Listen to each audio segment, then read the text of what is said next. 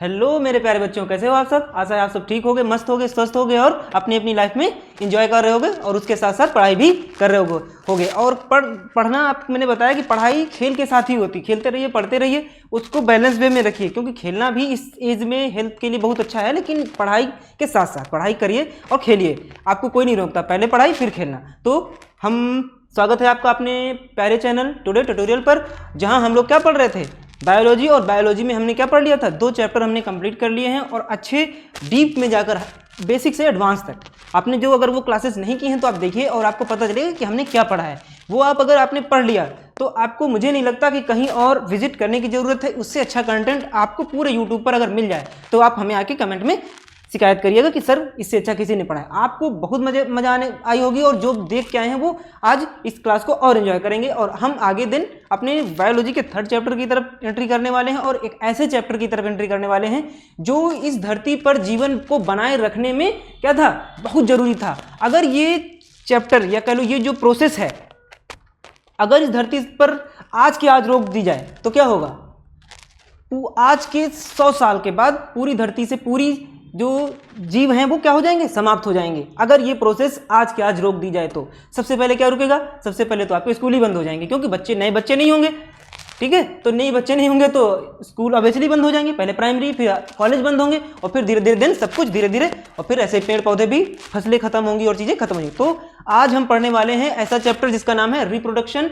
और रिप्रोडक्शन मतलब प्रजनन, मतलब ऐसा चैप्टर जो चैप्टर एक नए जीवों को बनाने के लिए उसकी प्रोसेस को बताता है। और हम बिल्कुल डीप में अच्छे से पूरे विस्तार से पढ़ने वाले हैं कि कैसे एक नया जीव बनता है, कैसे एक प्रजाति अपने विकास को मेंटेन करती है, कैसे वो लगातार पृथ्वी पर बनी हुई है। आज हम लोग आज के 10 लाख साल पहले से आज तक कैसे स्टैब्लिश्ड हैं, कैसे आज तक बने हुए हैं, कैसे सबसे पहले जो बैक्टीरिया तो आज तक लाइफ कैसे स्पैन रहा है और कैसे हम लोग कैसे चीज़ें चली हैं और कैसे आगे चलने वाली हैं। तो वो प्रोसेस हम 1 बाय 1 पढ़ेंगे। और प्रजनन एक ऐसा चैप्टर है जो हर किसी को पढ़ना चाहिए, क्योंकि ये हमारी लाइफ का एक बहुत इंपॉर्टेंट पार्ट है और हर पर्सन, हर जो जीव है वो इस प्रक्रिया से जरूर गुजरता है। और ये फेज हमें पता होना चाहिए कि कैसे क्या चीज़ें होती हैं और चीज़ें कैसे चलानी चाहिए, कि हम कब अपनी प्रजाति को मेंटेन कर। हम तो ह्यूमंस हैं तो हम तो समझते हैं सही गलत को, एनिमल्स को कैसे नेचर ने उनको कैसे फीचर्स दिए कि वो एक बैलेंस वे में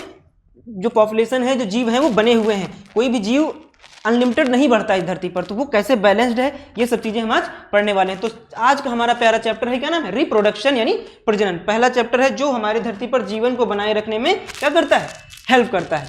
तो पहला क्वेश्चन तो यही है कि प्रजनन, रिप्रोडक्शन है क्या आखिर। तो पहला भी आपको बताया कि अपने जैसे जीव को उत्पन्न करना, सेम अपने जैसा जीव, जैसे इंसान, डॉग्स है ना, उनके बेबी काप्स हो गए, जो आपका शेर हो गया, शेर के बच्चे शेर हुए, तो वो अपने जैसे जो बच्चे उत्पन्न कर रहे हैं। तो ये जो प्रक्रिया हुई इसी को क्या कहते हैं, प्रजनन कहते हैं। क्या कहते हैं, रिप्रोडक्शन कहते हैं। तो आप देखिए, चलिए आते हैं डिफिनेशन पे आते हैं। पहले प्रजनन वह जैविक प्रक्रिया है जिसके द्वारा सभी जीव अपने जैसी नई संतान, पहला वर्ड नई संतान, अपने जैसी, और कैसी, अपने जैसी जैविक प्रक्रिया है। आपको ध्यान रखना है कैसी प्रक्रिया, बायोलॉजिकल प्रोसेस है ये, नेचुरल एंड बायोलॉजिकल प्रोसेस। इस प्रक्रिया के कारण पृथ्वी पर जीवन लगातार बना हुआ, जो आपके ऊपर क्या अभी मैंने अभी पीछे बात बताई थी कि जो जीवन है वो इसी प्रोसेस के थ्रू धरती पर आज तक रुका हुआ है, नहीं तो कब की चीजें समाप्त। अगर किसी भी प्रजाति ने प्रजनन करना रोक दिया तो वो धरती से क्या हो जाएगी, समाप्त हो जाएगी। ठीक है, आने के समय में ऐसे ही हम आगे चीजें पढ़ने वाले हैं कि कैसे कैसे चीजों, कई सारे आपने देखा होगा कई सारी प्रजातियां धरती से विलुप्त हुई। तो क्यों, क्योंकि उनका रिप्रोडक्शन रेट क्या हो गया था, धीरे धीरे कम हो गया और वो बीमार हुई, जो भी रीजन हुए, लेकिन वो धरती से समाप्त हो गई। तो कैसे समाप्त हुई वो हम पढ़ें। तो डिफिनेशन, प्रजनन व जैविक जिसके द्वारा जीव अपनी ही प्रजाति की नई संतान उत्पन्न करते, ये हो गई आपकी डिफिनेशन। जैसे ही प्रजनन आप पढ़ते हैं जो ये डिफिनेशन आपको आनी चाहिए। अब क्वेश्चन आता है कि प्रजनन आवश्यक क्यों। तो हमने आपको बताया था कि अगर आज के आज अभी एक सरकार का आदेश आ जाए, अब हम अपने लिए रखते हैं कि इंसान की आज के बाद कोई भी इंसान अब बच्चे पैदा नहीं करेगा तो क्या होगा। अभी बताया कि एकदम से सारे नए बच्चे पैदा नहीं होंगे, नए बच्चे पैदा नहीं होंगे तो आपका स्कूल बंद हो जाएगा। आपके लिए तो आपको तो पढ़ना पड़ेगा, आपका स्कूल नहीं बंद हो रहा है क्योंकि आप आ चुके हैं धरती पर। आपके आने वाले बाद तो सबसे पहले छोटे स्कूल, नर्सरी स्कूल बंद हो जाएंगे, क्योंकि बच्चे 2-3 साल बाद होंगे ही नहीं, तो बच्चे स्कूल बंद हो जाएंगे, स्कूल बंद हो जाएंगे। ऐसे ही फिर और बड़े होंगे तो आप लोग तो जा रहे हैं, आप पढ़ते चले जाएंगे, लेकिन एक पीछे से स्कूल्स बंद होते चले जाएंगे और प्राइमरी बंद होंगे, फिर हायर एजुकेशन में हायर स्कूल, वैसे ही चीज़ें फिर धीरे धीरे चीज़ें लोग धरती पर कम हो जाएंगे। और एक समय आएगा कि पूरी आज के 100 साल के बाद जब आप लोगों की डेथ हो जाएगी, क्योंकि आज आपके पीछे जो बच्चे पैदा हुए हैं आज के डेट में, उसके बाद नहीं होने वाले। तो अगर वो नहीं होंगे तो आज के 100 साल के बाद, 80 साल के बाद धरती पर कोई भी जितने भी जीव हैं, सब जीव मतलब एनिमल्स, हम लोग ह्यूमंस, हम अपनी बात अपने से एग्जांपल लेके चलते हैं, जो चीज़ें समझ में आती हैं, तो वो क्या होंगी, वो जल्दी ही क्या सबकी डेथ हो जाएगी और ह्यूमंस इस धरती से समाप्त हो जाएंगे। मात्र मुश्किल से 100 वर्ष का हम मान के चलते हैं कि 100 वर्ष एक एवरेज माना, 100 वर्ष बहुत भी है। आपको पता है हम जो अभी जो लाइफ स्पैन है तो अलग अलग कंट्रीज का कंडीशन पे डिपेंड करता है, लेकिन लगभग हमारे इंडिया का जो है वो लगभग 70 वर्ष है। कितना है?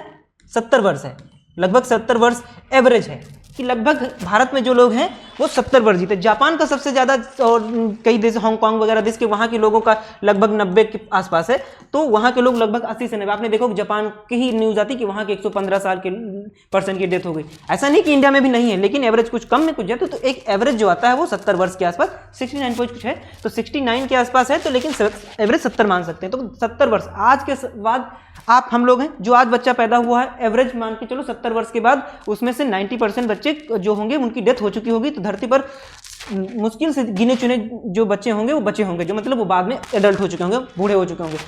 और 100 साल तक आते आते लगभग सारी मानव प्रजाति धरती से क्या हो जाएगी? समाप्त हो जाएगी। तो रिप्रोडक्शन अगर, तो कितना सोचो कितना इंपॉर्टेंट है कि पूरी प्रजाति समाप्त हो जाती है। ऐसे अगर अभी किसी अदर एनिमल को भी हो, आप कह दो स्नेक्स, डॉग्स, तो वो प्रजाति अगर उसने प्रजनन नहीं किया, उसने रिप्रोडक्शन नहीं किया, तो क्या होगा? वो उसकी जो क्या होगी, वो प्रजाति समाप्त हो जाएगी। तो नई पीढ़ी पैदा नहीं होगी, नई पीढ़ियां बंद हो जाएंगी और सभी जीव धीरे धीरे समाप्त हो जाएंगे, पृथ्वी पर जीवन ही समाप्त हो जाएगा। अगर सारी चीजें प्रजनन करना बंद कर देंगी, यदि प्रजनन नहीं हो तो सारे, ये तो हमने अपने से एग्जांपल पढ़ा, तो ह्यूमंस खत्म हो जाएंगे। वैसे ही सेम यहाँ हर पीढ़ी के लिए, हर जीव के लिए यही चीजें लागू होती हैं। तो प्रजनन कैसे भी हो वो हम सिर्फ पढ़ेंगे कि बच्चे कैसे पैदा हो, प्रोसेस बात की बात है, लेकिन अगर क्यों जरूरी है तो आपको समझ में आए कि species will disappear, population will and population समाप्त हो जाएगी, life on and can not continue, life पूरी धरती से समाप्त हो जाएगी। मुश्किल से आप, क्योंकि कुछ ही एनिमल्स हैं तो 400-500 साल जीते हैं, तो अगर आप देखेंगे 100 साल आज धरती के सारे जीव अगर रिप्रोडक्शन बंद कर दें तो धरती से लगभग 90% से ज़्यादा जो स्पेसीज हैं वो समाप्त हो जाएंगी।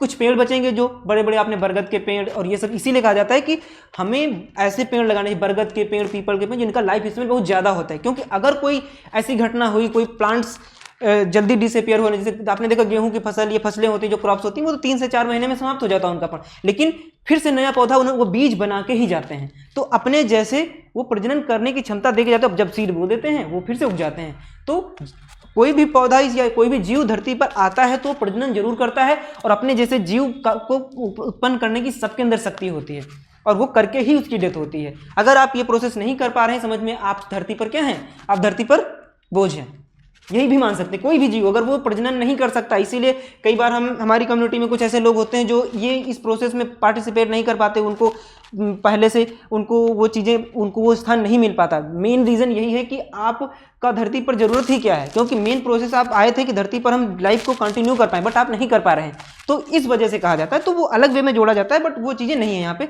तो कोई भी प्रजाति तब तक इंपॉर्टेंस उसका है, और वो जब डेथ उसकी तभी होती है। तो अभी हम जब लाइफ साइकिल पढ़ेंगे तो आपको बताएंगे कि कैसे वो प्रोसेस होती है, ठीक है। तो अगर प्रजनन नहीं होगा तो धरती से पूरी प्रजातियां समाप्त हो जाएंगी। तो ये हो गई आपकी। अब एग्जांपल, जैसे आपके बच्चे हो गए, काऊ के बच्चे को काफ कहते हैं, गाय का बछड़ा, कुत्ते का बच्चे को पिल्ला, पपी बोलते बिल्ली, ये उनके बच्चे हैं जो प्रजनन के थ्रू जो बच्चे हो रहे हैं, ह्यूमंस जो शिशु बोलते हैं, छोटे मैंगो ट्री का, आम का पौधा छोटा सा, उसका छोटे पेड़ को पौधा बोलते हैं, बड़े वो पेड़ होता है, पेड़ से पौधा, पौधे से फिर पेड़ बन जाता है। तो ये आपके एग्जांपल्स हो गए जो प्रजनन के थ्रू कैसे बनते हैं। अब पढ़ते हैं कि लाइफ साइकिल ऑफ ऑर्गेनिज्म, एक जो जीव है उसका जो लाइफ साइकिल कैसा है, मतलब कौन कौन सी प्रोसेस होती है पूरी लाइफ में हमारे थ्रू। जो बेसिकली सबसे पहले हमारा क्या होता है, जन्म होता है, बर्थ होती है हमारी, दिख रहा है ना क्लियर। सबसे पहले हमारी क्या होती है, नंबर वन पे होती है क्या, बर्थ, हम जन्म हुआ, सबसे पहले जन्म हुआ। फिर हमारी क्या होती है, हमारी बॉडी बड़ी होती है, हम लोग ग्रोथ करते हैं, धीरे धीरे ग्रोथ करते हैं। तो एक समय कोई आते ही बच्चे पैदा नहीं करने लगता, कोई भी रिप्रोडक्शन जो होता है एक समय के बाद ये प्रोसेस होती है। हर जीव में एक टाइम पीरियड होता है, उसके बाद कोई किसी का 1 साल, किसी का 4 साल, किसी का 10 साल, किसी का 20 साल, किसी का 15 साल, तो हर जीव का अलग अलग होता है, ठीक है। जैसे पेड़ भी आप लगाते हैं तो पेड़ 2-3 साल तक जब बड़ा होता है फिर उसमें सीड्स आते हैं, तब वो रिप्रोडक्शन, जब सीड आने लगे, फ्लावर्स आने लगे, समझ लो वो पौधा क्या हो गया है, वो पौधा अब रिप्रोडक्शन के लिए तैयार हो गया है। मतलब वो फेज होता है, उसको मेच्योरिटी बोला जाता है। जैसे ह्यूमन्स में हमारा 15 ईयर के एज से 15 से 18 तक हम लोग मेच्योर हो जाते हैं, और 18 के बाद ही हम क्या करते हैं, हम बच्चे पैदा करने के लिए, तो 15 से मेच्योरिटी स्टेज हो जाती है और स्टार्ट हो जाती है। मतलब ये स्टेज जो है वो 14 से 18 के बीच में मेच्योरिटी पीरियड होता है। इस पीरियड में बच्चे जो होते हैं वो मेच्योर होते हैं, जिनको एडल्ट बोला जाना। फिर 18 के बाद हम अच्छे बच्चे पैदा, इसलिए वो टाइम पीरियड में हमको उसके बाद ही बच्चे पैदा करने होते हैं। तो इसीलिए हमारी अपने देश में या अदर कंट्रीज में देखा होगा कि शादी के बाद ही ह्यूमंस में क्या होता है, शादी के बाद ही बच्चे पैदा करने का एक कल्चर है। तो शादी का भी एक क्या है कि 18 साल के बाद, 21 साल के बाद शादी होती है, तो वो उस समय हम मेच्योर हो चुके होते हैं। तो थर्ड पेज क्या है, मेच्योरिटी। तो मेच्योरिटी बहुत जरूरी, मेच्योरिटी के बाद होता है रिप्रोडक्शन। जब मेच्योरिटी होगी उसके बाद फिर हम ह्यूमंस में शादी करा दी जाती है, और उसके बाद शादी नहीं भी होती, लेकिन उस एज के बाद तब भी बच्चे आप पैदा कर सकते हैं, वो आप उसके लिए एबल हो चुके हैं, मतलब है ना, रिप्रोडक्शन कर सकते हैं। और वो इसलिए जोड़ा गया कि बच्चे उस चीज़ें सही से चलती रहें, वो प्रोसेस को फॉलो करने के लिए फिर उस एज में शादी करा दी जाती है, और शादी के बाद रिप्रोडक्शन होता है। और उसके बाद फिर रिप्रोडक्शन करने के बाद ये प्रोसेस चलता रहेगा। उसके बाद फिर अगला प्रोसेस हमारा डेथ का ही होता है। सारे प्लांट्स में होता है, जैसे आपने पेड़ देखा होगा, राइस का पेड़ या व्हीट का जो क्रॉप्स होती हैं सारी, वो उगती हैं, फ्लावर्स आते हैं, सीड आते हैं, फ्लावर्स के बाद उसी समय रिप्रोडक्शन हुआ, सीड बन गया। सीड क्या है, बेसिकली उनका एक नया बच्चा है, उन्होंने रिप्रोडक्शन कर दिया है, और वही सीड आप फिर बो देते हैं, और वो उनका जो मेन प्लांट था वो क्या होता है, सूख जाता है, और उसको आप क्रॉप को काट के वो सीड रख लेते हैं, और अगली बार वो फिर कर देता है, तो उसकी डेथ हो जाती है। तो ये हो गया। तो रिप्रोडक्शन करते रहते हैं और फिर डेथ होती है, और फिर से वही डेथ होती है, फिर बर्थ, ये साइकिल चलता रहता है। क्योंकि ये रिप्रोडक्शन कर गया, ये फिर से क्या करेगा, फिर से रिप्रोडक्शन करेगा, फिर से बर्थ होगा, रिप्रोडक्शन हुआ तो नई बर्थ फिर से होने वाली है, डेथ होगी, लेकिन जो जिसने किया, जो नया बेबी तैयार हो गया, तो उससे फिर से वो बड़ा होके, और ये साइकिल हमेशा चलता रहेगा। और ये एक तो लाइफ साइकिल ये हो गया आपका, समझ में आ गई चीजें। अब कुछ एक कॉन्सेप्ट की लाइफ क्या है, जो लाइफ में जो डेथ है वो क्या है, नेचुरल है। डेथ हर लिविंग थिंग्स, आपने कभी अपने बड़े बुजुर्गों से सुना होगा कि मरना तो क्या जीवन का एक सत्य है। किसी से पूछा कि जीवन का सबसे जो अमिट सत्य है वो क्या है, डेथ है, कि सबको मरना ही है एक दिन, फिर भी लोग उससे बहुत डरते हैं, एक सत्य से। तो डेथ नेचुरल है, लेकिन जो रिप्रोडक्शन है वो इस धरती पर हर जीव मरना है, लेकिन अपने जैसा जब आप पैदा कर देते हैं, अपने जैसा उत्पन्न कर देते हैं, फिर आपकी डेथ हो जाती है, तो वो आपका लाइफ क्या मानी जाती है, यूजफुल मानी जाती है। तो death is natural but reproduction keeps the species alive. मृत्यु एक प्राकृतिक प्रक्रिया है, लेकिन प्रजनन किसी भी प्रजाति को जीवित बनाए रखता है। यानी कि प्रजनन ही वो प्रोसेस है जो क्या करता है, पूरी इस धरती पर जो एक प्रजाति को बना के रखने में हेल्प करता है। कोई भी अगर ये प्रजनन करना हो गया बंद, तो डेथ तो सबकी होनी है, ये तो तय है, लेकिन अपने उससे पहले आपको क्या कर देना है, आप उसको पहले अपने जैसी जीव को बनाकर ही जाना है, ठीक है। अगर आप नहीं कर पा रहे हैं तो आप नेचुरली क्या हैं, आपका धरती पर कोई काम नहीं है, नेचर भी कहती है आपका कोई काम नहीं है, ठीक है। अब आते हैं, एक है कि हम कई बार थोड़ा सा ग्रोथ और प्रजनन में डिफरेंस कर लेते हैं, कि कई बार बच्चे कंफ्यूज हो जाते हैं कि ग्रोथ क्या है और वो क्या है। तो ग्रोथ का मतलब है कि कोई चीज़ थी उसके शेप एंड साइज में वृद्धि हो जाए। जैसे आपका पहले बेबी हुआ, बेबी फिर बढ़ता गया, बढ़ते आप इतने बड़े हो गए। आप छोटे से थे जब 6 महीने के, 5 साल के, कितने छोटे से थे, आज आप 15 साल के हो गए हैं, और आज आप क्या हो गए, तो आपके शेप एंड साइज में आप मोटे हो गए, पहले के कंपेयर में आप चलने लगे। तो ये इसको क्या कहते हैं, ग्रोथ। और प्रजनन क्या है, प्रजनन मतलब कि नया जीव बनता है, अपने जैसा ही जीव बनता है उसमें। तो बेसिकली यही डेफिनेशन है। तो देखो क्या है, आप वृद्धि में क्या होता है, आकार में वृद्धि होती है, जीव स्वयं बड़ा होता है, शेप व्यक्तिगत विकास होता है। प्रजनन में क्या होता है कि जो नया जीव बनता है, वहाँ क्या होता है, नया जीव बनता नहीं, वो बनने के बाद का प्रोसेस है, वो नई पीढ़ी उत्पन्न होती है, प्रजाति का अस्तित्व बना रहता है। वही चीज़ ये साइकिल का पार्ट है, वृद्धि उसका एक पार्ट था, ग्रोथ और है ना। लाइफ साइकिल के दोनों क्या हैं, दो अलग अलग फेजेस हैं। सबसे पहले क्या होता है, तो ये चौथा, ये फोर्थ वाला फेज था। ग्रोथ पहले होगी, क्योंकि साइक्लिक प्रोसेस है, तो कौन कहाँ पे है ये डिफाइन करना इंपॉर्टेंट।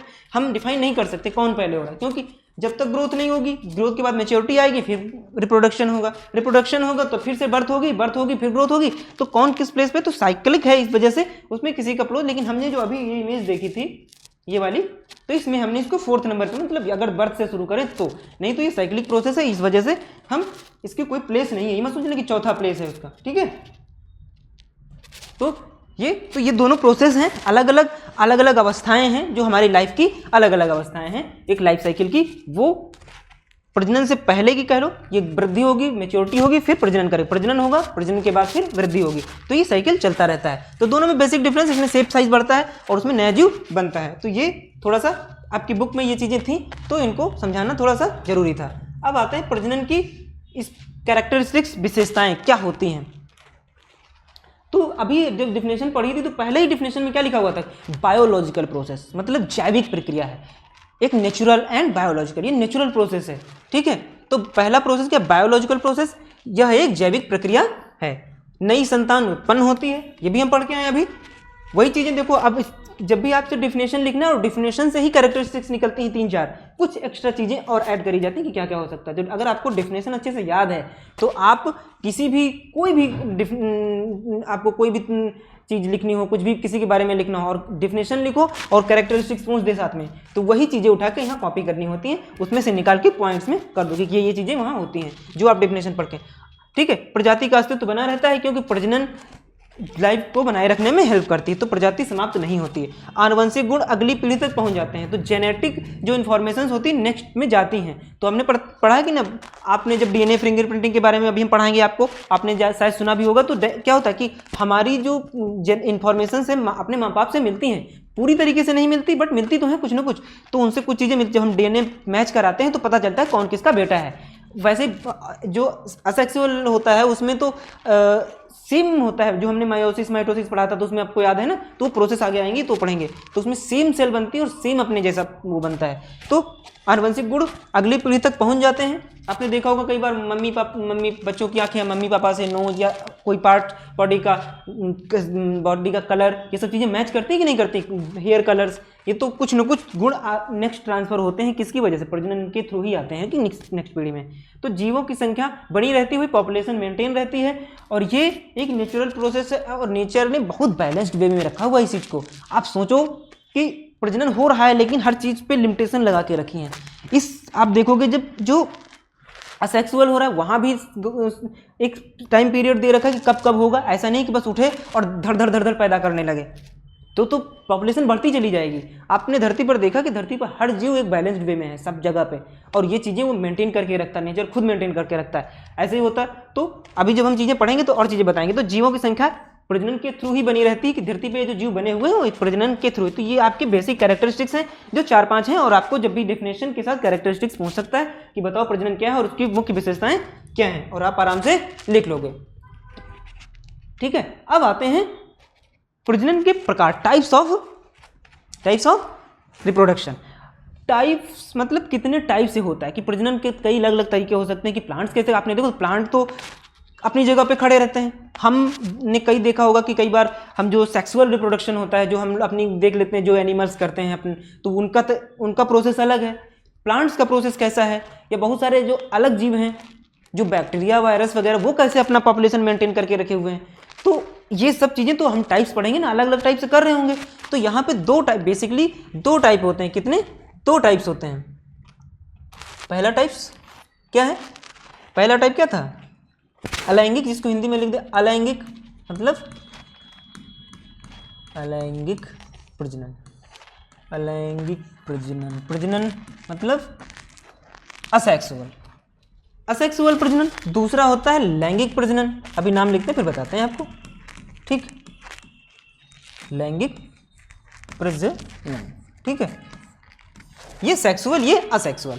अब आते हैं, पहला टाइप है इसमें असेक्सुअल प्रोडक्शन। असेक्सुअल का मतलब है इसमें क्या होगा कि एक जीव जो है वो पेरेंट, मतलब यहाँ 2 मेल फीमेल की जरूरत नहीं होती। जैसे हमने एनिमल्स में देखा होगा, आपने बहुत सारे डॉग्स और कैट, इन सबको जो हमारी आसपास जो इन्वायरमेंट, काऊ, फैलो, इनको देखा होगा ना। कई लोग जो कि कैसे उनके बच्चे पैदा होते हैं, तो उनके अंदर मेल फीमेल दोनों की जरूरत होती है। बट जो असेक्सुअल होता है इसमें मेल फीमेल दोनों की जरूरत नहीं होती, सिर्फ एक ही जो पेड़ होगा या जो भी जीव होगा वो अपने आप से उसके अंदर काबिलियत है कि अपने जैसा वो जीव उत्पन्न कर सकता है, उसको किसी की जरूरत नहीं है, उसकी प्रोसेस अलग होगी। तो इस तरह के इसमें क्या होगा कि एक ही पेरेंट की जरूरत होगी और इसको किसी दूसरे की जरूरत नहीं है, खुद वो एबल होता है। तो पहला इसकी डेफिनेशन देखेंगे तो क्या होगा कि ओनली वन पेरेंट, मतलब एक पेरेंट भाग लेता है, वो आपको बताइए। दूसरा, गेमेट्स नहीं बनते, क्योंकि गेमेट्स बनने के लिए दोनों एक्स वाई, हम जब हम पढ़ते हैं अपने ह्यूमंस में तो दो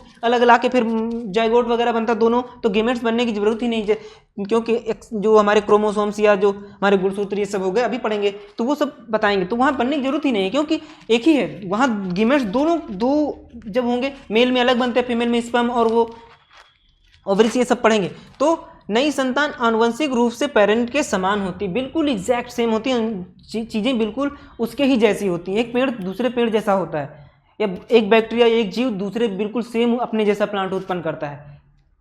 याद है माइटोसिस मायोसिस, वहाँ पे जब सेल डिवीजन हो रहा था, आप याद करो, बिल्कुल सेम पेरेंट्स बन रही थी और एक में बिल्कुल सेम जिसमें 4 बन रहे थे, वो हम नाम नहीं बताएंगे, आपको याद रखना है, अभी बताएंगे तो, लेकिन आप याद करो क्या था उसका नाम। तो देखो नहीं, मतलब बिल्कुल आनुवंशिक रूप से लगभग समान होती है। असेक्सुअल में बिल्कुल सेम होता है, सेक्सुअल में देखेंगे तो वहाँ चीज़ें क्या होंगी, सेम नहीं होती, कुछ सेम होती हैं। ठीक है, एग्जाम्पल्स कहाँ कहाँ होता है, hydra, yeast, amoeba, Bryophyllum and potato, ये सब जो एग्जाम्पल्स हैं ये क्या हैं, असेक्सुअल रिप्रोडक्शन के। हाइड्रा में होता है, इनके एग्जाम्पल जो अभी हम अगली क्लास में, अभी आज हम ओवरव्यू ले रहे हैं कि रिप्रोडक्शन क्या है, उसके टाइप्स क्या हैं, उसकी बेसिक कैरेक्टरिस्टिक्स क्या हैं, और इन सब चीज़ों के फिर हम एक एक करके सेक्सुअल असेक्सुअल दोनों को बहुत डीप में अच्छे से पढ़ने वाले हैं। तो आप देखिए कि असेक्सुअल कहाँ कहाँ होता है, ईस्ट, अमीबा और ये ब्रायोफाइलम, ये जो है हाइड्रा अपने जैसा प्लांट होता है, पानी में तैरता रहता है और अपने जैसा ही बना देता है, कुछ ऐसा होता है, उसमें से नया प्लांट ऐसे निकल जाता है, ऐसे ऐसे होता है हाइड्रा। देखा है आपने, आप गूगल करिएगा देखिएगा, इमेज यहाँ पे ऐड नहीं हुई है तो हम आपको दिखा देंगे, नेक्स्ट क्लास में हम लोग देखेंगे अच्छे तरीके से। फिर वो अपने जैसा ऐसे बना देता है ऐसे ऐसे, और फिर ये यहाँ से कट हो जाता है। ठीक है, फिर यहाँ से क्या होगा, ऐसे कट हो जाएगा, यहाँ से कट हो जाएगा, और ये यहाँ से फिर से ऐसे है, और ये तुम्हारा ऐसे बन के ऐसे तैरने लगेगा फिर से पानी में, कुछ ऐसे होता है। तो ये हाइड्रा, तो ये जो उसमें पढ़ेंगे बर्डिंग और ये सब प्रोसेस की असेक्सुअल के टाइप्स, तो वहाँ पढ़ेंगे। तो हाइड्रा हो गया, ईस्ट, अमीबा, ये तुम्हारे एग्जांपल्स हैं जहाँ असेक्सुअल होता है। आपने देखा होगा कि जो आलू है, आलू का सीड नहीं तो आपकी स्टेम जो यूज करते हैं उसको कट करके दूसरी जगह ऐसे बो देते हैं, और उसकी जो आई होती है उसमें से नया पेड़ निकल जाता है। देखा है ना, ये तो आपने देखा होगा, उसको किसी की जरूरत नहीं है मेल फीमेल दुनिया भर की। दूसरा आता है सेक्सुअल रिप्रोडक्शन, सेकंड टाइप जो भी बताया कि सेक्सुअल मतलब लैंगिक प्रजनन। यहाँ पे 2 पेरेंट्स की जरूरत है, मेल फीमेल दोनों चाहिए, 2 पेरेंट्स भाग लेते हैं मतलब मेल भी चाहिए,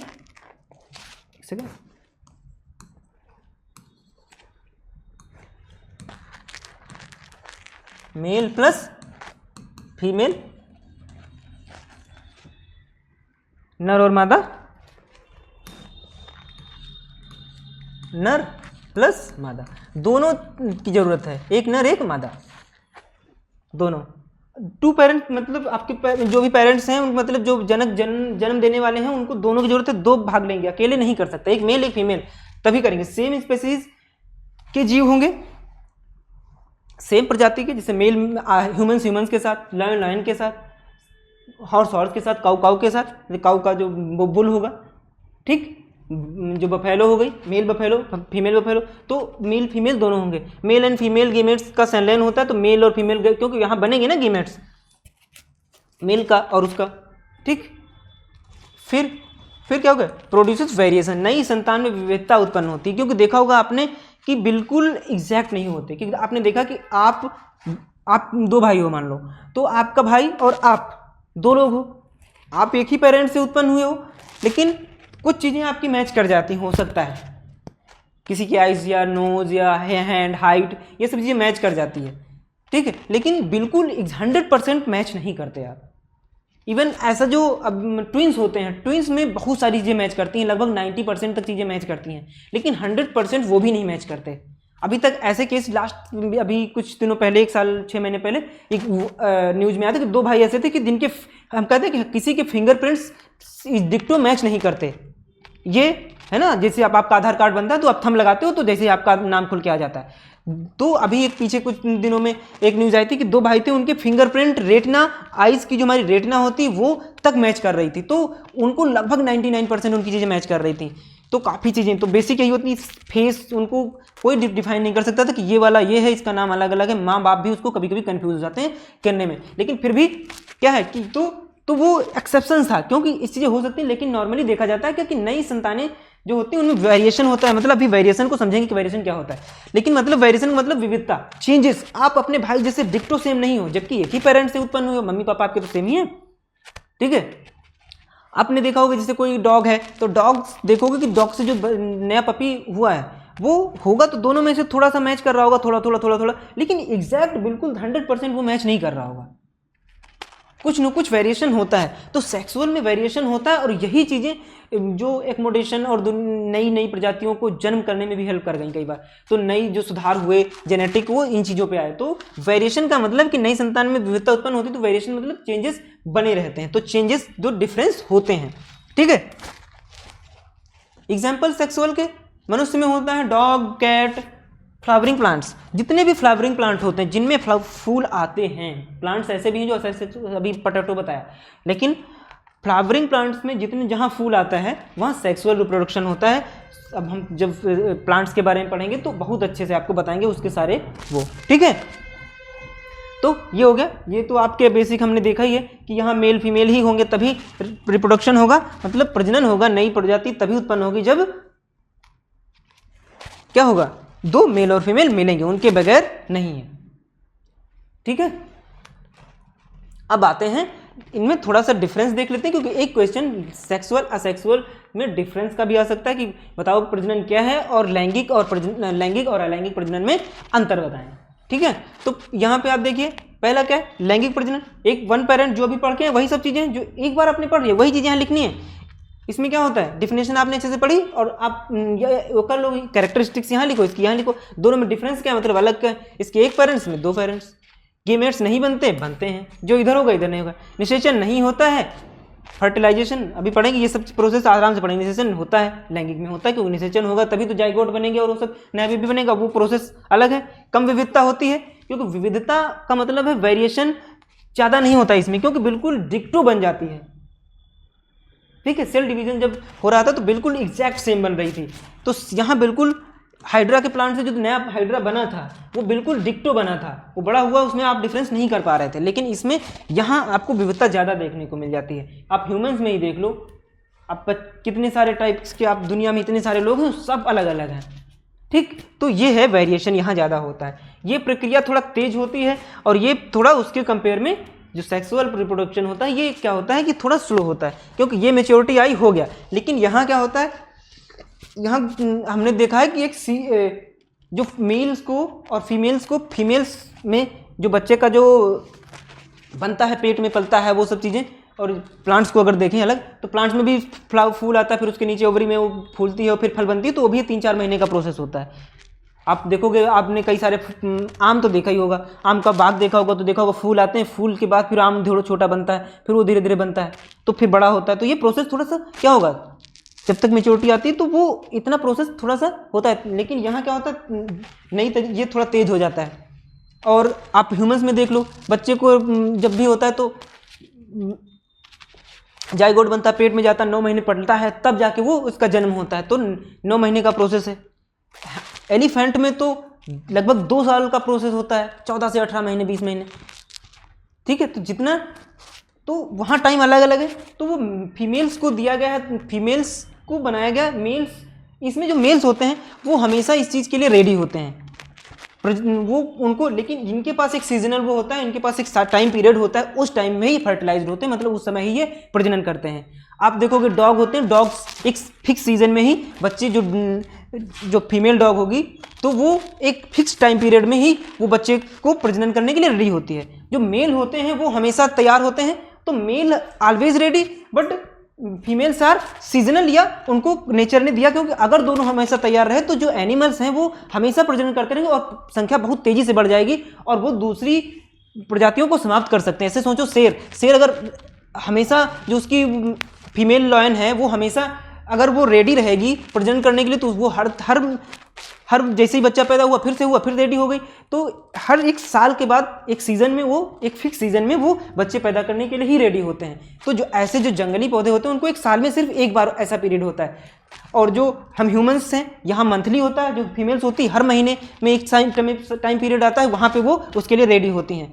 और जब वो प्रोसेस हो जाता है तो फिर वो जब तक बच्चा नया पैदा नहीं होता तब तक वो फिर से वो प्रोसेस नहीं हो सकती। तो ये इसलिए क्या, क्योंकि नेचर ने सब कुछ बैलेंस्ड रखा है और हम ह्यूमंस उसको बर्बाद करने पे तुले हुए हैं। सारी चीज़ें अनटाइमली करते हैं, जब चीज़ों की जरूरत नहीं होती फिर भी करते हैं। इसीलिए कहते हैं कि ह्यूमंस, हमारी पॉपुलेशन इतनी तेजी से बढ़ रही है क्योंकि हमें नहीं पता कितनी चीज़ें हम नुकसान कर। एक जब कोई भी प्रजाति बढ़ेगी तो वो दूसरी प्रजाति को प्रभावित करेगी और उनके हैबिटेशन, उनके जीवन पर प्रभाव डालेगी। आप ह्यूमंस बढ़ते जा रहे हैं तो क्या हुआ है, गवर्नमेंट क्यों ले आती है बहुत सारी स्कीम्स की, वो एक बच्चा होगा 2 बच्चा होगा, क्योंकि हमें पता है कि हम दूसरे एनिमल्स को प्रभावित करें। जंगल काटे जा रहे हैं तो वो प्रभावित हो जाएंगे ना, और वो प्रभावित हो जाएंगे तो दिक्कत आने वाली है, वो प्रजाति समाप्त हो सकती है, प्रजनन भी उसको नहीं हो पाएगा। उनका आपने घर समाप्त कर दिया तो वो उनकी डेथ हो जाएगी। तो कहाँ करेंगे रिप्रोडक्शन, क्योंकि उसके लिए भी तो टाइम चाहिए उनके लिए, उनके एक स्पेशल स्पेस होता है, उनका हैबिटेशन होता है, उनका घर होता है। तो ये तो बातें हो गई कि कैसे चीज़ें होती हैं। तो आपको डिफरेंस समझ में आ गया होगा। तो ये हम बहुत अच्छे से पढ़ने वाले हैं। तो बेसिक ओवरव्यू आपको दे दिया कि डिफरेंस क्या क्या है।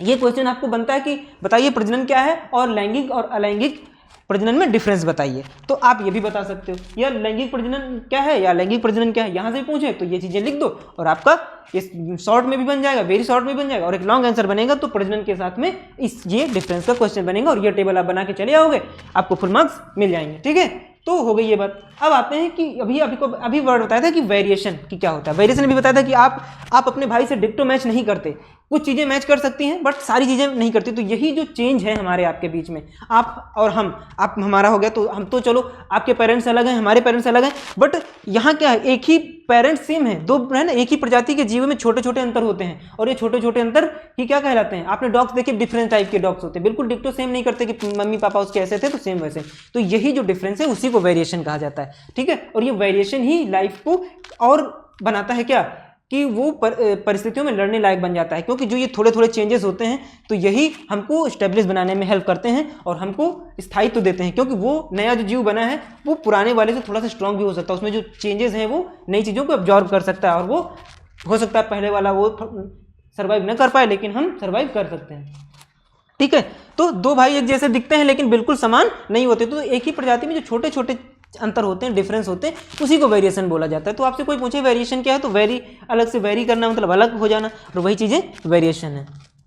इसका इंपॉर्टेंस वही क्या है कि विविधता जीवों की सहायता करती है, कैसे, जीवित रहने में, बदलते हुए वातावरण में अनुसार ढलने में। क्योंकि जब मौसम चेंज हो रहा है, अभी देखो ग्लोबल वार्मिंग और ये सब, तो अभी जो संतानें पैदा होंगी जो भी जीव की, वो आने वाले समय को सर्वाइव कर जाएंगी, क्योंकि मम्मी पापा के अंदर थोड़ी सी वो ताकत आई थी और वो अपने बच्चों के अंदर थोड़ी सी डालेंगे और फिर वो उससे थोड़ी सी लड़ लाएंगे और फिर वो उनके अंदर और चीज़ें डेवलप हो जाएंगी और वो ऑर्गन्स उनके अंदर डेवलप हो जाएंगे। तो मतलब हमारे अंदर वो क्षमता बढ़ जाएगी। आज कुछ समय पहले जब आइस एज था तब भी लोग रह रहे थे, लेकिन आज इतना गर्म हो गया फिर भी लोग रह रहे हैं, तो वो रह रहे हैं। हो सकता है कई प्रजातियाँ समाप्त भी हो जाती है इस चक्कर में, लेकिन अगर ये वेरिएशन नहीं होगा तो बिल्कुल बहुत जल्दी समाप्त है। क्योंकि आप अगर डिक्टो सेम है, आप मान लो आपके पापा को गर्मी बर्दाश्त नहीं है तो आपको भी बर्दाश्त नहीं होगी, और एकदम से गर्मी हो गई तो आप भी क्या हो जाएगी, आपको भी दिक्कत होगी, पापा को भी। लेकिन अगर मान लो आप थोड़ी सी वेरिएशन है, आप थोड़ी सी गर्मी सह सकते हैं, तो आप थोड़ा सा टेम्परेचर सह जाएंगे और आप थोड़ा सा ज़्यादा स्पेंड कर जाएंगे, फिर आपके बच्चे ऐसे ऐसे चीज़ें लाइफ आगे बढ़ती है। तो हर जीव में ही होता है। तो लेकिन कई बार अगर उनके अंदर वेरिएशन कम होता है तो फिर उस प्रजाति समाप्त हो जाती है। तो प्रजातियाँ कैसे समाप्त होती हैं, इसकी लैक, इसकी कमी, अगर इसकी कमी हो गई, अगर इसकी कमी है, जिस भी प्रजाति में विविधता की कमी होगी वो बहुत जल्दी समाप्त होगी। तो जितनी ज़्यादा वैरायटी उतना ही क्या माना जाता है कि सबसे, अगर तो आपसे पूछे धरती पर सबसे पुराना जीव कौन है, तो जाके फाइंड कर लेना कि सबसे ज़्यादा वैरायटी किसकी है, किस स्पीसीज की, वही समझ लेना वो सबसे पहले आता है। इसीलिए बैक्टीरिया कहा जाता है कि सबसे ज़्यादा जीव बैक्टीरिया की ही वैरायटी पाई जाती हैं आज धरती पर। तो इसका मतलब है कि सबसे पहले धरती पर बैक्टीरिया ही आए थे।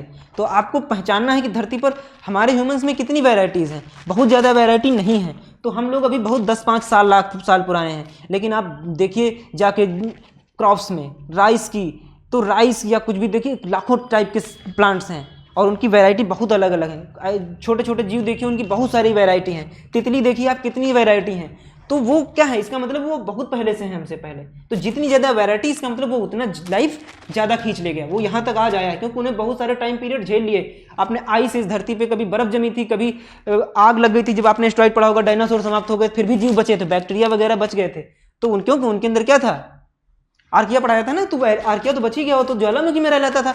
तो क्यों, क्या था, वेरिएशन था ना उसके अंदर। तो ये वेरिएशन हमें क्या करता है, सर्वाइव करने में हेल्प करता है। ठीक है, अब आते हैं लैंगिक प्रजनन क्यों महत्वपूर्ण है। तो मतलब why sexual reproduction is important, लैंगिक प्रजनन से विविधता उत्पन्न होती है, क्योंकि असेक्सुअल से नहीं हो रही थी, वेरिएशन नहीं होता है। विविधता जीवों को जीवित रहने में, वही वेरिएशन, क्योंकि विविधता ही हमको स्टेबल बनाती है। ठीक है, इसी कारण अधिकांश उच्च श्रेणी के जंतु एवं पुष्पी पौधे लैंगिक प्रजनन करते हैं। जितने आप धरती पर जीव देखोगे, मैक्सिमम हाई अच्छे जितने भी प्लांट्स हैं, आप जितने धरती पर प्लांट्स देख लीजिए, बड़े बड़े प्लांट्स सब यही करते हैं। हम ह्यूमंस, बड़े बड़े एनिमल्स, हाई जो हायरार्की में ऊपर आते हैं, वो जितने भी जीव हैं वो क्या करते हैं, वो लैंगिक प्रजनन ही करते हैं। मतलब सेक्सुअल, इनके लिए मेल फीमेल दोनों की जरूरत होती है, अकेले ये बच्चे पैदा नहीं कर सकते। ठीक है, ठीक है।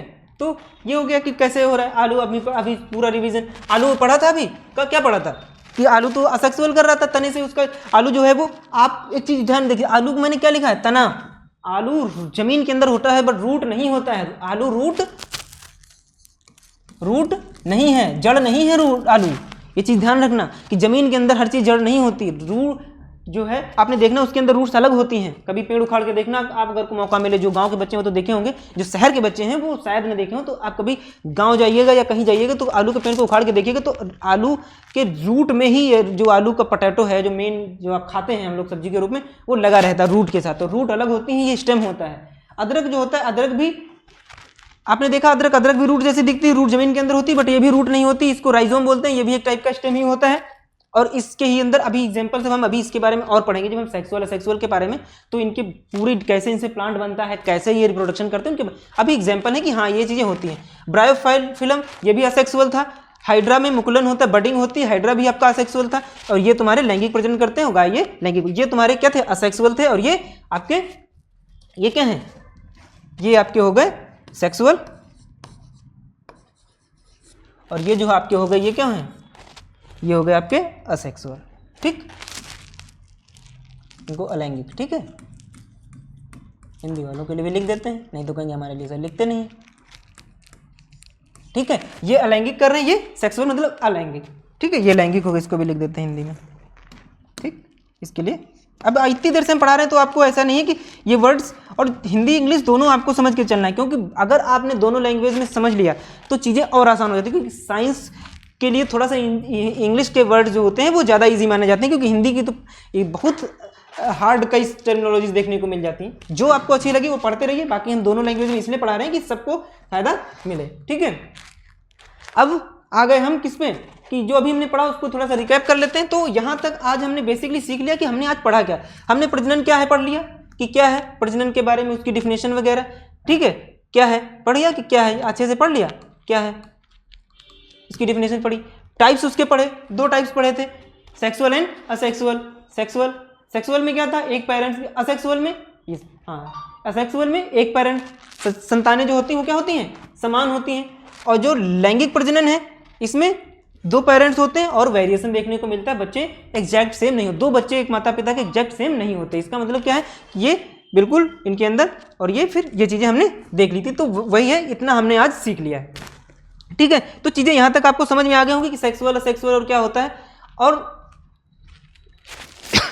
रिप्रोडक्शन क्या है। तो आज की क्लास में ज़्यादा आगे नहीं जाने वाले, इतना आपको पढ़ा देंगे और आप ये रिवाइज की, फिर हम देन नेक्स्ट क्लास में एक एक करके सेक्सुअल असेक्सुअल और प्लांट्स में कैसे होता है, और मेल्स में, हम लोगों में ह्यूमंस में, क्योंकि बेसिकली हम ह्यूमंस को तो पढ़ना है अलग से, बेसिकली हम सेक्सुअल असेक्सुअल और फिर प्लांट्स में कैसे, एक प्लांट में कैसे, फ्लावर प्लांट्स में कैसे वो होता है, तो वो सब चीज़ें एक एक करके पढ़ने वाले हैं। तो ये कुछ टर्मिनोलॉजी है कि हमने जो अभी पढ़ी, रिप्रोडक्शन, ऑफ स्प्रिंग का मतलब होता है जो बच्चे पैदा होते हैं उनको क्या बोला जाता है, संतानों को, नए जो न्यू बेबीज हैं उनको ऑफ स्प्रिंग बोला। पेरेंट बताया, जनक जो बच्चे पैदा कर रहा है वो पेरेंट है। तो इसमें मेल फीमेल का कोई वो नहीं है कि मेल दोनों होते हैं ना। पेरेंट्स आपकी तो पेरेंट तो जानते हैं, आप पेरेंट टीचर, शहर वाले बच्चों की तो पेरेंट टीचर पीटीएम होती रहती है। तो पेरेंट्स क्या होते हैं, तो पेरेंट मतलब जो बच्चे को जन्म देते हैं वो पेरेंट्स होते हैं। ठीक है।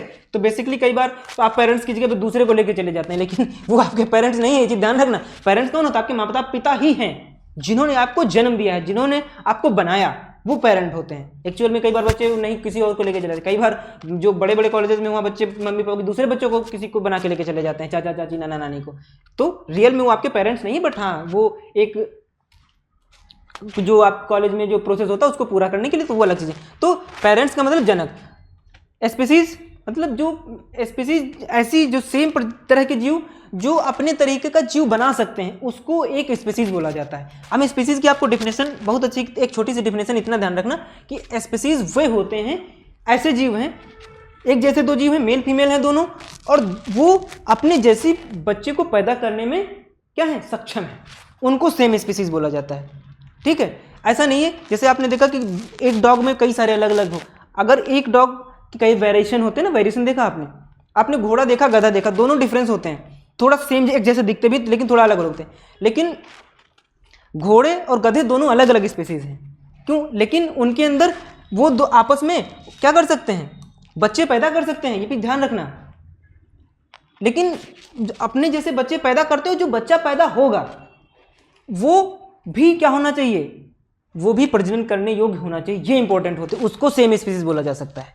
तो स्पीसीज की डिफिनेशन हम आपको थोड़ा सा और अच्छे से बताते हैं कि मतलब मान लो एक मेल था, आपका घोड़ा था, और हॉर्स और आपका गधा हो गया, ये दोनों ने क्या किया, एक मेल था एक फीमेल था, दोनों ने क्या कर लिया, सेक्सुअली वो दोनों ने रिप्रोडक्शन किया और उनसे एक बच्चा पैदा हो गया। आपने कभी नाम सुना होगा ना उसका, क्या, हिन्नी नाम सुना है कभी आपने? हिन्नी में क्या होता है कि मेल होता है, जो मेल होता है वो हॉर्स होता है। एक सेकेंड रुक जाओ, थोड़ा सा बताते। हिन्नी जो होता है उसमें मेल जो होता है वो हॉर्स जो होता है, वो जो मेल था वो हॉर्स था, और जो फीमेल था वो क्या था, गधा था, डंकी था।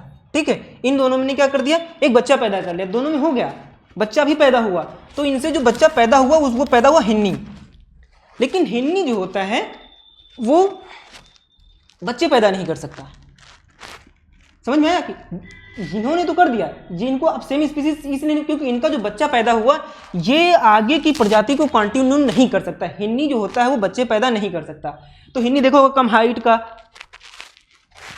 या आपने खच्चर नाम सुना होगा, और खच्चर भी होता है, खच्चर में ये मेल हो जाता है ये फीमेल हो जाता है, इसलिए खच्चर को गधे का बच्चा कहा जाता है। खच्चर गधे का बच्चा होता है क्योंकि उसका मेल जो होता है वो गधा है, तो उसमें वो ज़्यादा मेहनती होता है। तो आपको ये चीज़ बताना चाह रहा था कि जब दो मेल फीमेल मिलेंगे, मान लो उनके अंदर वो हो गया, सेक्स हो भी गया, दोनों में वो प्रोसेस फॉलो कर लिया, बट जो बच्चा पैदा हुआ उनसे वो सेक्सुअली मतलब रिप्रोडक्टिव नहीं था, मतलब वो प्रजनन करने योग्य नहीं था, तो उसको सेम स्पीसीज नहीं बोलते। इसलिए जो आपका हॉर्स और डंकी ये सेम स्पीसीज नहीं है, क्योंकि उनका जो बच्चा पैदा हुआ वो सेम नहीं। ऐसे ही टाइगर और लायन, इनमें भी सेक्स कभी कभी हो जाता है, ये दोनों आपस में कर उनसे बच्चा पैदा भी हो, जिसे आपने नाम सुना होगा लाइगर, एक मूवी आई थी लाइगर, तो है ना, लायन प्लस टाइगर, ये तो था।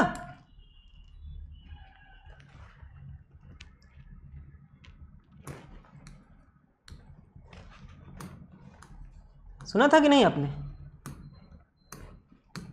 लायन प्लस टाइगर, आपने सुना है ना इसका नाम, इसको बोलते थे लाइगर। एक मूवी भी आई थी कुछ दिन पहले, अगर आपने देखो तो उसका लाइगर मतलब लायन प्लस टाइगर के बीच में ऐसा कुछ हुआ था, और तब उनके बच्चा पैदा हो जिसको लाइगर बोला जाता है। और वो लाइगर जो होता है उसमें दोनों की क्वालिटी होती है, बट लाइगर रिप्रोडक्टिव नहीं होता है, इसलिए लायन और टाइगर सेम स्पीसीज नहीं माने जाते। समझ में आया? तो सेम स्पीसीज का मतलब है कि वो रिप्रोडक्टिव हैं, बट उनका जो उन्होंने जो बच्चा पैदा किया वो भी रिप्रोडक्टिव होना जरूरी है। तो आपको स्पीसीज के बारे में ये चीज़ें समझ में आ गई। मैं सोचा चलो आपको समझा ही देते हैं यहाँ पे, क्योंकि हम साइंस पढ़ रहे हैं तो पढ़ते रहते हैं। तो फिर लाइफ स्पैन का मतलब क्या होता है, मतलब जीवन काल।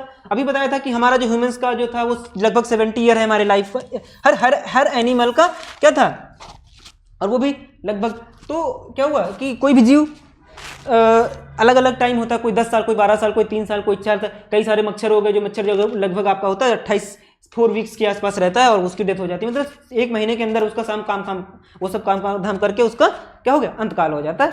अंतकाल है इंतकाल, ठीक, जो भी बोलो, ठीक है। तो ये चीजें। असेक्सुअल तो बता ही दिया, अलैंगिक प्रजनन जिसमें एक पेरेंट्स की जरूरत है, लैंगिक में 2 पेरेंट्स की जरूरत है, वेरिएशन जो डिफरेंसेस हैं वो थे, विविधता वर्ड इसके लिए आता है, ये आपको याद रखना है थोड़ा सा। और ये जो हमने वर्ड्स इसमें पढ़े, जेनेटिक इन्फॉर्मेशन क्या होती है, जो इन्फॉर्मेशन हमारे एक जनरेशन से दूसरे जनरेशन में जो हमारे अंदर क्वालिटीज हैं वो इन्फॉर्मेशन, जो भी आपके अंदर स्पेशलिटीज है, आपकी आंखें, आपके कलर, आपका हेयर कलर, ठीक है, ये सब चीजें हो गई। फिर क्या है, कंटिन्यूटी ऑफ लाइफ, मतलब जीवन एक लगातार चलता रहता है तो उसको जीवन की निरंतरता बोलते हैं। तो आपको यहाँ तक चीजें समझ में आ गई होंगी। ऐसा ये भी समझ में, स्पीसीज वाला कॉन्सेप्ट भी समझ में आ गया कि किसी भी जीव को सेम स्पीसीज का कब बोलेंगे, ठीक है।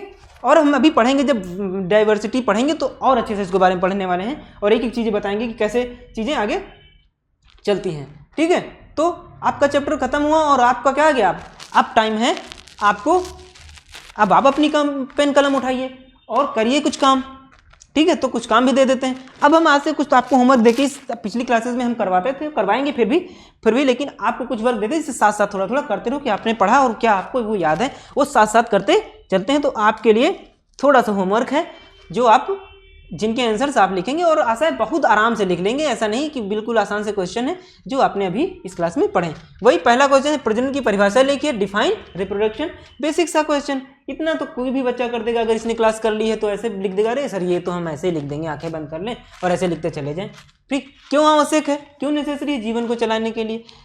वृद्धि और प्रजनन में डिफरेंस हमने बताया था आपको, क्यों जरूरी है, दोनों एक फेज हैं और अलग अलग क्या है, लाइफ साइकिल के 2 अलग अलग फेजेज हैं। प्रजनन के 2 प्रकार लिखे, वही लैंगिक अलैंगिक, आप डिस्क्राइब में अच्छे से कर सकते हैं कि दोनों को लिखे, उनके बारे में लिखिए। विविधता अभी आपको बहुत अच्छे से समझाई कि वेरिएशन क्या होता है, 2 एक सेम जो चेंजेस होते हैं हमारे आपके भाई के अंदर, आपकी बहन के अंदर, जो चीज़ें नहीं मिलती। विविधता क्यों आवश्यक है, ये भी चीज़ आपको मैंने बहुत अच्छे तरीके से समझाई है। तो आशा है ये सब चीज़ें आपको समझ में आ जाएंगी और ये क्वेश्चन आप आराम से कर लोगे, ऐसा कुछ नहीं है, बिल्कुल बहुत आसान से क्वेश्चन। आज की क्लास में हमने बेसिक ओवरव्यू ले लिया है इस चैप्टर का और अब हम इनके टाइप्स में बिल्कुल डीप में जाने वाले हैं और 1 बाय 1 सारी प्रोसेसेस पढ़ने वाले हैं और आपको बहुत मजा आने वाला है, क्योंकि ये हमारी लाइफ का एक पार्ट है और हर पर्सन इस प्रोसेस से गुजरता ही है और आप उस फेज में एंटर कर चुके हैं। क्योंकि 15 के बाद से जो मैच्योरिटी का पीरियड होता है वो ह्यूमंस में स्टार्ट हो जाता है और आपको भी पता है कि आप इस फेज में आ चुके हैं। आप इतना आप समझने लगे हैं कि आप अब आपके 2, 3, 4 साल बाद, आज के जब तक आप इंटर पास होंगे तब तक आप बिल्कुल मैच्योर हो चुके होंगे और ये प्रोसेस करने के लिए तो आपको अभी अपनी मैच्योरिटी पे काम करना है और वही चीज़ें हम इसको सब कुछ सीखना है और अपनी लाइफ का ये एक पार्ट है। तो ठीक है, तो आज के लिए बस इतना ही। और उन लोगों के लिए छोटी सी सूचना जो हमारे आसपास के हैं, जैसा कि हम हमेशा आपको बताते हैं कि अगर आपको क्लासेस अच्छी लग रही हैं, जो बच्चे हमारे आसपास आना चाहते हैं, जिन्होंने यहाँ देखा वो उनको लगता है कि सर ऑफलाइन भी हमें पढ़ना है, जिनको ऑफलाइन पढ़ने में मज़ा आती है वो हमारे यहाँ आ सकते हैं। हमारे यहाँ अच्छा इन्वायरमेंट है, अच्छे जो आपको टीचर पढ़ा ही रहे हैं साथ और उसके साथ भी तो आपने उनके से पढ़ा हो और भी अच्छे, हमारे पास लाइब्रेरी भी है और सब कुछ आपको बिल्कुल मिलने वाला है। सारी फैसिलिटी जो आना चाहते हैं वो लखनऊ के आसपास के आप जो वो आके यहाँ विजिट करें और आप यहाँ पे आप इस एड्रेस पे यहाँ विजिट कर सकते हैं और देन सारी इन्फॉर्मेशन आपको मिलेगी और अच्छे इन्वायरमेंट में पढ़ाई कर सकते हैं। तो आज के लिए रखते हैं इतना ही और मिलते हैं जल्दी ही अगली क्लास में, ठीक है। तो अपना ध्यान रखिए, पढ़ाई करते रहिए, क्योंकि पढ़ाई एक कॉन्टिन्यूअस प्रोसेस है। एक आप जब भी हम पढ़ाएंगे आपको, तो जो एरिस्टोटल नाम के जो एक थिंकर थे उन्होंने कहा था कि education is a life long process. हम जीवन भर सीखते हैं, तो जीवन भर सीखते हैं बट पढ़ना जीवन भर नहीं है। तो आपको पढ़ने का फेज है, आप अभी 4-5 अभी 9th क्लास में है, 9th 10th 12th और ग्रेजुएशन तक इतनी अच्छी पढ़ाई कर लो कि फिर आप कहीं भी जहाँ भी जाएंगे आपको कहीं कुछ सीखने का, अपने आप सब कुछ सीखते चले जाएं, क्योंकि ये प्रोसेस है अपने माइंड को बनाने की, मेक करने की। तो अच्छे से पढ़ते रहिए, अच्छे से अपना ध्यान रखिए, हेल्थ का ध्यान रखिए, क्योंकि इस फेज में अगर गड़बड़ाए तो चीज़ें गड़बड़ाती हैं। ये आप लिख के रख लो, जो यहाँ गड़बड़ा गया फिर संभल नहीं पाता है, क्योंकि ये फेज आपको क्या है, क्योंकि इस फेज को ही विरोधाभास का फेज कहा जाता है। जब हम आपको जब आप जो बच्चे हम ऑफलाइन पढ़ते हैं उनको अच्छे से बताते हैं, क्योंकि ऑनलाइन में इतना समय नहीं होता, क्योंकि आपको चीज़ें उतने ही समय बतानी होती। ज़्यादा बताने को तो बच्चे परेशान कि सर क्या बताने लगे, क्या पढ़ा रहे थे, क्योंकि ये जो समय है 14 से 18 ये विरोधाभास का समय होता है आपकी लाइफ में। मतलब आपको कुछ समय में कुछ चीज़ अच्छी लगने लगती है, किसी समय कुछ चीज़ अच्छी लगने लगती है। आप कभी किसी तरफ अट्रैक्ट हो जाते हैं, कभी किसी की तरफ अट्रैक्ट हो जाते हैं। तो ये चीज़ें मेंटेन कर ले गए अगर आप, तो आप समझ लिए आप ही विजेता हैं, आपको कोई हराने वाला इस धरती पर नहीं है। तो आप ध्यान रखिए और हमारे साथ जुड़े रहिए। वीडियो को अंत देखने के लिए बहुत बहुत धन्यवाद। और जो भी अपने यार दोस्त मित्र हैं उनको शेयर करिए और बताइए कि ये क्लासेज हमारे यहाँ चलाई जा रही हैं और आप यहाँ विजिट करिए। Thank you, take care, bye bye, love you, ध्यान रखना अपना।